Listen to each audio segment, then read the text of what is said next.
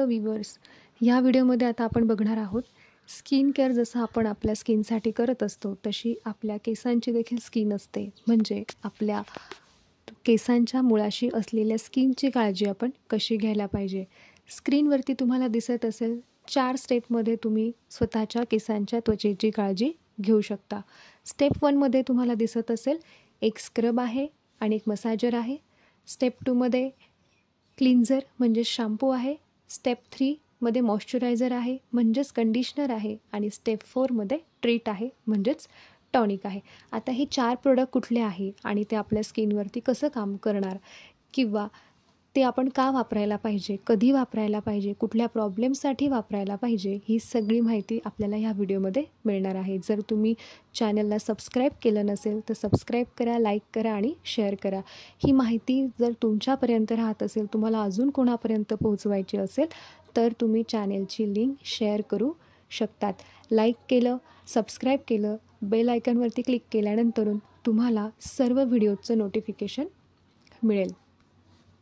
स्क्रीनवरती तुम्हाला दिसेल पहिलं आहे मसाजर. मसाजर म्हणजे काय, जेव्हा आपण केसांना शॅम्पू करतो किंवा कुठला अँटी स्काल्प आपण काही स्क्रब यूज करत असतो तर तेव्हा त्याचा मसाज प्रॉपर व्हायला पाहिजे. आपल्या हातांनी जेव्हा आपण मसाज करतो तर हवा तसा एकसारखा प्रेशरमध्ये मसाज होत नाही. कुठे हलक्या हाताचा प्रेशर असतो तर कुठे जास्त दाबाचा प्रेशर असतो.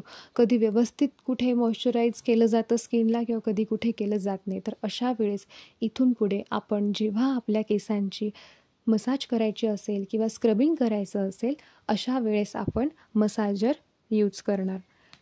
दुसऱ्या प्रोडक्टमध्ये तुम्हाला दिसत असेल डिओलॉजी अँटीफ्लेक प्युरिफाईंग स्काल्प स्क्रब. जे आपला जो स्काल्प आहे केसांचा तिथे जर कुठे काही डॅन्ड्रफ असतील किंवा डॅन्ड्रफचे काही स्काल्प असतील किंवा अजून काही फॉरेन मॅटर असेल म्हणजेच काही नको असलेले घाण असेल तिथे किंवा धुळीचे कण असतील तर हे सर्व रिमूव्ह करण्यासाठी आधी आपण तिथे अँटीफ्लेक प्युरिफाईंग स्काल्प स्क्रब यूज करणार आहे मसाजरच्या साह्याने.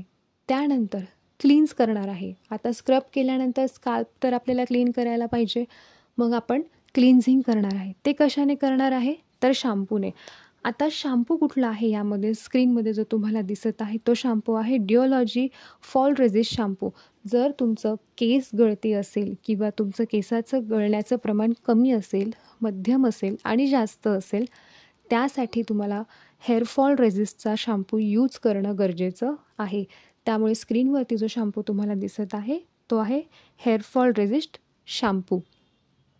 हा शॅम्पू केल्यानंतर तुम्हाला आता आपण मसाजरने, स्क्रबने, शॅम्पूने क्लिन्झिंग केलेलं आहे. आता स्काल्पला आपल्याला जरा मॉइश्चराईज करायचं आहे. मग तिथे आपण काय यूज करणार तर मॉइश्चरायझर यूज करणार. मग मॉइश्चरायझरमध्ये आपण मगाशी काय बघितलं तर कंडिशनर जे आहे ते इथे मॉइश्चरायझरचं काम करतं आहे. त्यानंतर केस स्वच्छ कोरडे झाल्यानंतर पूर्णपणे नॉर्मल कंडिशनला आल्यानंतर तुम्हाला हेअर टॉनिक यूज करायचं आहे. टॉनिक आपण का यूज करणार आहोत तर आपल्या केसांची मुळं अजून स्ट्रॉंग होण्यासाठी, रूट्स परफेक्ट राहण्यासाठी, स्काल्प क्लीन राहण्यासाठी आपण टॉनिक यूज करणार आहोत. जर आपण ह्या 4 स्टेपने स्क्रीनवर तुम्हाला दिसत असेल step 1, step 2, step 3 and step 4 ह्या 4 स्टेप आपण जर कंटिन्यू फॉलो केल्या तर आपल्या त्वचेबरोबरच आपल्या केसांची सुद्धा अगदी छान पद्धतीने काळजी घेतली जाईल. थँक्यू.